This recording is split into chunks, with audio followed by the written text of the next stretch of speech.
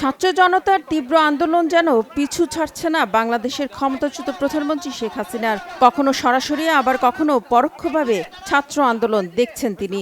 তীব্র গণ আন্দোলনের মুখে দেশ ছেড়ে ভারতে যাওয়ার সময় শেখ হাসিনা সাথে করে নিয়ে গেছেন ছাত্র জনতার আন্দোলন। নেটিজেনরা মজার ছলে এমন কথা বললেও বিশ্লেষকরা বলছেন বাংলাদেশ থেকে অনুপ্রাণিত হয়েই জোরালো ছাত্র আন্দোলন গড়ে উঠেছে ভারত ও পাকিস্তানে। বিশ্লেষকরা বলছেন কাকতালীয় হলেও এক ছাত্র আন্দোলনের কারণে ক্ষমতা ছেড়ে দেশ থেকে বাধ্য হওয়া এই নেত্রী এখন দেখছেন আরেক ছাত্র আন্দোলন।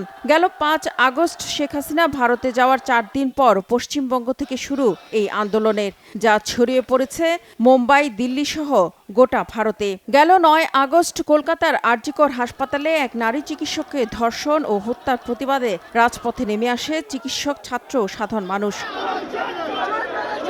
সময়ের সাথে সাথে তীব্রতা পায় এই আন্দোলন। বিক্ষোভে যোগ দিয়েছে আইনজীবী, অভিনেতা সহ বিভিন্ন শ্রেণী পেশার মানুষ। আন্দোলন পশ্চিমবঙ্গ থেকে ছড়িয়ে পড়েছে গোটা ভারতে। বাংলাদেশের মতোই পশ্চিমবঙ্গে জোরালো হয়ে উঠছে মুখ্যমন্ত্রী মমতা ব্যানার্জির পদত্যাগের এক দফা দাবি। বিক্ষোভ দমনে শনিবার নিষেধাজ্ঞা দিলেও তা উপেক্ষা করে সোমবারও দোষীদের কঠোর বিচারের দাবিতে রাজপথে নেমে আসে চিকিৎসক, ছাত্র জনতা।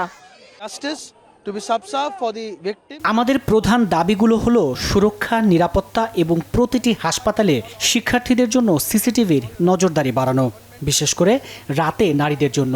সেই সাথে অপরাধীদেরও শাস্তি নিশ্চিত করতে হবে।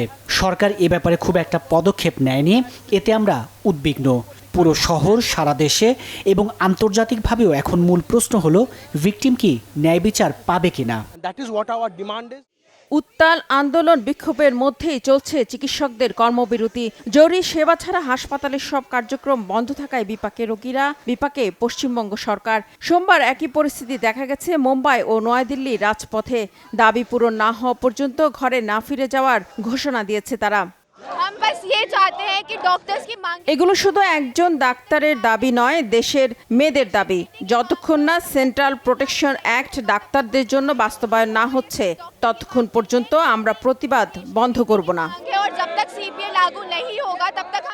বিশেষজ্ঞরা বলছেন বাংলাদেশে ছাত্র আন্দোলন থেকে শিক্ষা নেওয়া উচিত ভারতেরও। কেননা মোদী সরকারের বিরুদ্ধেও নির্বাচন কমিশনের উপর প্রভাব বিস্তার করে ক্ষমতায় যাওয়ার অভিযোগ রয়েছে। এছাড়া ২০২৪ সালে নির্বাচনে বিরোধী দলের অনেক নেতাকেই বিভিন্ন মামলায় কারাগারে পাঠিয়েছিল মোদী প্রশাসন। গেল ১০ বছরে মোদী সরকারের বিরুদ্ধে সমাজে অন্যায় ও বৈষম্য আরো প্রকট করে তোলার অভিযোগও রয়েছে। তাই বিশ্লেষকরা বলছেন এবারে ছাত্র আন্দোলন ভারতে গণতন্ত্র ফিরিয়ে আনার আন্দোলনে পরিণত হওয়ার শঙ্কা একেবারেই উড়িয়ে দেওয়া যায় না।